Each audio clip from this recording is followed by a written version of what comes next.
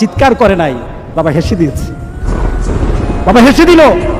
তাকে জিজ্ঞাসা করলো, তুমি হাসছো কেন?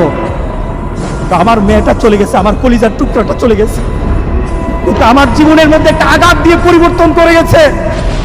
যেই নীতিতে আমি আমার চরিত্রকে নষ্ট করছি, আমার ঈমানকে নষ্ট করে দিতেছি, আমার মেয়েটা হারিয়ে ফেলেছি, কিন্তু আমি আমার আখিরাতকে বুঝে ফেলেছি। আমি আমার আখিরাতকে বুঝে ফেলেছি।